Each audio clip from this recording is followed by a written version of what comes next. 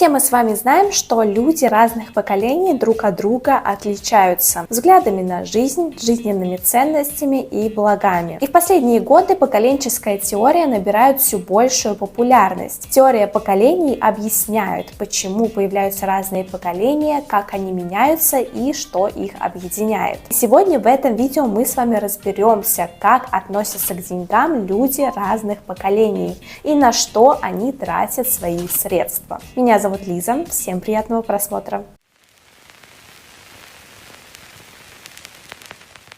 Начнем с вами по порядку от старшего поколения к младшему. Поколение бэби-бумеров – это люди, которые родились примерно с 1946 по 1964 годы. Для них важен личностный рост, оптимизм, командный дух и ответственность.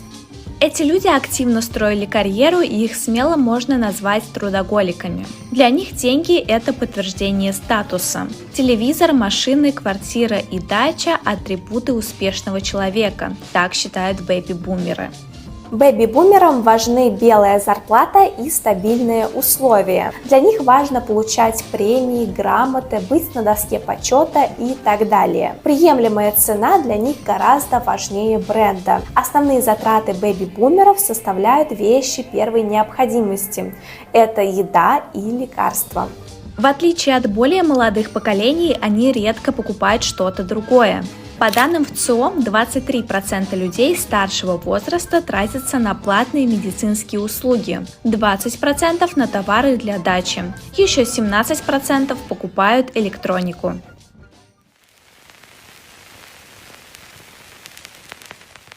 Поколение X – это люди, которые родились в 65-80-х годах. Деньги им дарят чувство безопасности и свободы. Они любят тратить их на путешествия и воплощать свои мечты в реальность.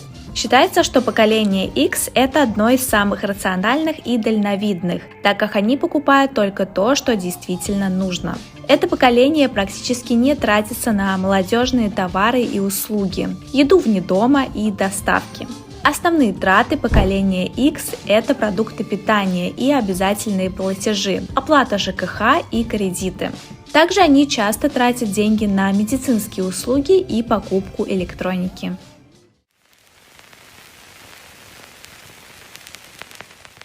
На смену поколению X приходит поколение Y. Это люди, которые родились в 80-х, 96-х годах. Поколение Y также часто называют поколением миллениалов. В России поколение Y застали перестройку, а их взросление пришлось на 90-е годы. Они предпочитают больше тратить на свое развитие, путешествия и впечатления. Они чаще склонны к импульсивным тратам. Считается, что миллениалы не рассчитывают на пенсию и предпочитают копить на нее самостоятельно. Они в основном тратятся на продукты питания и обязательные платежи. Также довольно часто миллениалы покупают одежду и обувь, бытовую химию и лекарства. В России, кроме товаров повседневного спроса, миллениалы тратят деньги на покупку электроники и платные медицинские услуги. При этом они не отказывают себе в комфорте. 37% опрошенных ходят в кафе и рестораны, 33% заказывают еду, а 32% тратят на путешествия и хобби.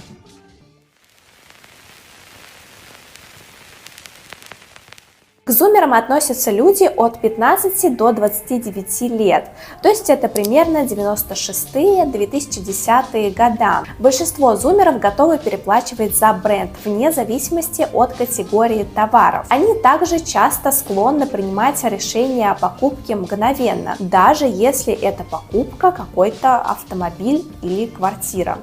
Кроме расходов на еду и лекарства, зумеры активно тратятся на кафе и рестораны. Так как поколение Z с детства сидят в интернете и социальных сетях, для 73% российских зумеров основные ежемесячные траты – это сотовая связь и интернет. 72% респондентов считают основной статьей расхода траты на товары повседневного спроса, продукты питания, бытовую химию и лекарства. Зумеры чаще остальных поколений завозят себе домашних питомцев, поэтому траты на животных для них также являются приоритетными.